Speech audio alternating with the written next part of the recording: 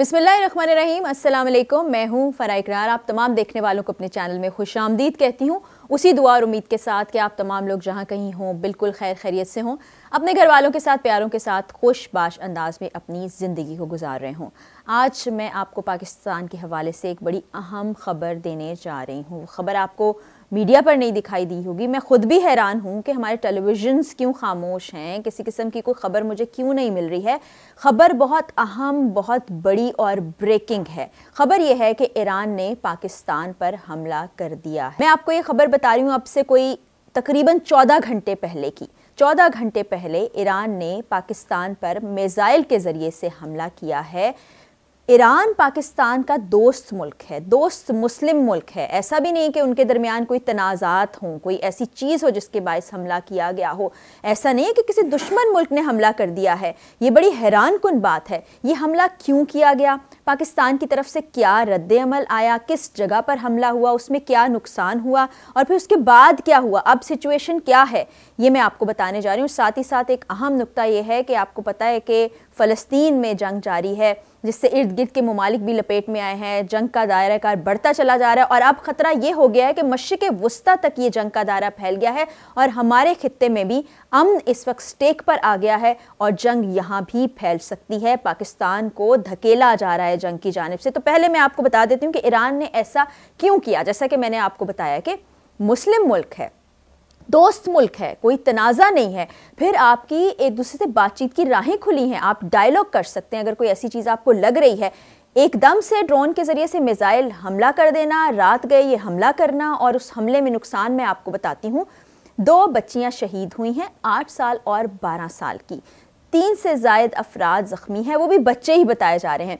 करीबी मस्जिद को भी नुकसान पहुंचा है, ये वहाँ के मकामी लोगों ने बताया है। और तमाम खबर जो है आपको यहाँ अपने लोकल मीडिया पर नज़र नहीं आएगी, लेकिन अल जज़ीरा पर खबर मौजूद है, रॉयटर्स पर खबर मौजूद है, CNN पर खबर मौजूद है, AP न्यूज़ पर खबर मौजूद है, विजुअल्स के साथ है। ईरान ने मिसाइल दागा है, ड्रोन हमला किया है। पाकिस्तान की तरफ से क्या किया गया, रद्द अमल क्या हुआ, एक एहतजाज किया गया तेहरान में, जो ऑफिशियली किया जाता है उनके फॉरेन डिपार्टमेंट में, कि इस तरह की चीज़ हुई है ईरान की जानिब से और ये बहुत ही गलत हरकत है। हमारी तरफ से शदीद रद्द अमल का सामना होगा ईरान को अगर ऐसी कोई एक्टिविटी दोबारा होती है और संगीन नताइज ईरान को भुगतने पड़ेंगे। अब ईरान की बात सुन लें आप ज़रा।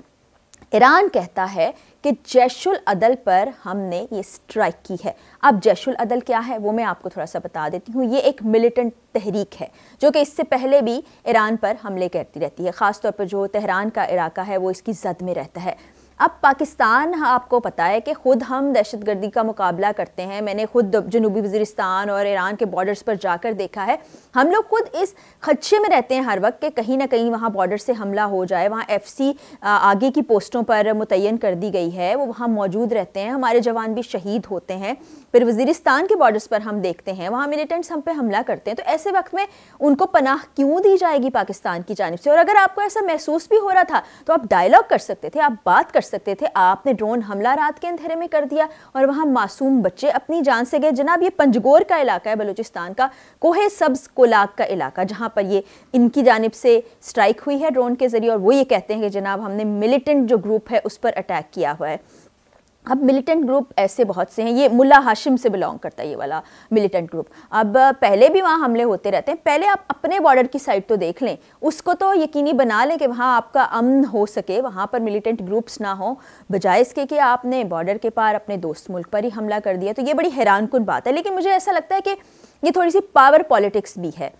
ये इस वक्त खित्ते में पावर हासिल करने की जंग भी है, क्योंकि आपको पता है फ़लस्तीन में इस वक्त जंग जारी है। गज़ा की पट्टी पर जो सूरत हाल बनी हुई है, मुसलमानों पर जो जुल्म व सितम हो रहा है, वो भी आपको पता है हर जगह उसका वावेला है, शोर मचाया जा रहा है, लेकिन वो रुक नहीं रहा। ईरान के हवाले से मैं आपको बताती हूँ, इससे पहले ईरान ने इराक पर भी हमला किया। बिल्कुल उनका बॉर्डर शेयर करते हैं, वो भी दोस्त मुल्क है। हालांकि ईरान और इराक की बड़ी जंग बड़े अरसे से जारी है, उनके दरमियान कुछ अच्छे ताल्लुकात नहीं है। फिर सीरिया पर भी ईरान ने हमला किया है।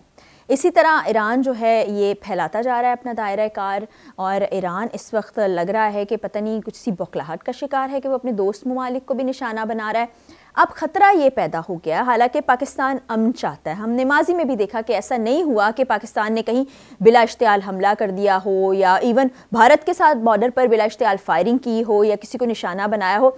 जवाबी कार्रवाई, जवाबी रद्द-ए-अमल ज़रूर होता है। ज़ाहिर है हमें अपनी सिक्योरिटी यकीनी बनानी है, यहाँ पर रहने वालों को सिक्योर करना है, तो उसके लिए तो ज़रूरी हो जाता है कि जब आप पर हमला किया जाए तो उसका जवाब दिया जाए। लेकिन ऐसी कोई तारीख नहीं मिलती कि पहले पेशरफ्त यहाँ से हुई हो।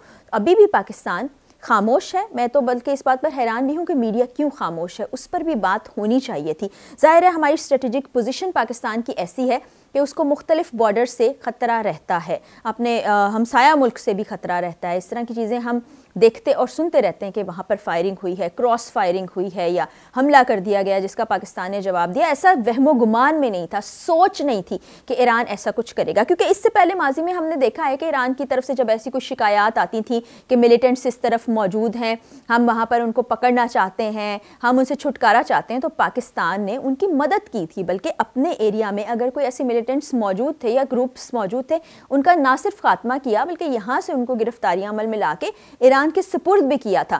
तो ईरान की ये स्ट्रैटेजी खित्ते के अमन को तबाह कर सकती है, और पाकिस्तान जो अभी तक पुरअमन तरीके से अपने इस सिलसिले को जारी रखे हुए है, ऐसा हो सकता है कि वो जंग की तरफ आ जाए। अब मशरिक़ वुस्ता के लिए सूरत हाल इस वक्त बहुत ज़्यादा ख़राब है, और अगर हम पाकिस्तान की बात करें तो पॉलिटिकली हमारी सिचुएशन बहुत अच्छी नहीं है, और ये एक बहुत बड़ी पेशरफ्त होगी, अहम पेशरफ्त होगी, जिससे हमारे मुल्क के लिए बहुत सी प्रॉब्लम्स भी हो सकती हैं। लेकिन जब अमन व अमान पे बात आ जाती है, जब सिक्योरिटी पे बात आ जाती है, तो कॉम्प्रोमाइज़ नहीं किया जाना चाहिए, और ऐसा ही किया है। अभी तेहरान में एहतजाज रिकॉर्ड कराया फ़ॉरेन डिपार्टमेंट में। अब देखते हैं कि वहाँ से आगे क्या होता है। और इससे पहले आपको बताएं कि ये UN की खिलाफ वर्जी थी ईरान की जानिब से बहुत बार, तो उसको रिपोर्ट भी किया गया UN सिक्योरिटी काउंसिल में।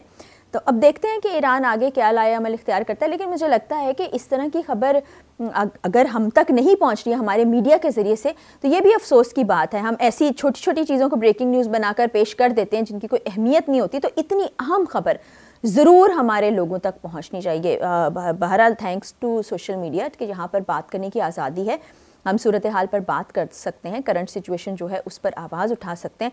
लेकिन ये इक़दाम जो है काबिल मुज़म्मत है, बहुत संगीन है, और बहुत ही समझ से बाहर है ये कि ईरान ने ऐसा क्यों किया। बहरहाल दुआ ये है कि अल्लाह ताला खित्ते का अमन बरकरार रखे, अल्लाह ताला बाहमी यकजहती को बरकरार रखे, इस तरह की चीज़ें सिर्फ पावर पॉलिटिक्स की वजह से ना हो, और फ़लस्तीन के जो मुसलमान हैं अल्लाह ताला वहाँ भी अमन बरकरार रखे ताकि वो एक सुकून की ज़िंदगी गुजार सकें। इजाज़त दीजिए, अगली वीडियो में मुलाकात होगी। जाते जाते वही दुआ कि अल्लाह ताला हमारे प्यारे पाकिस्तान और हम सब पाकिस्तानियों का हामी और नासिर हो। अल्लाह हाफ़िज़।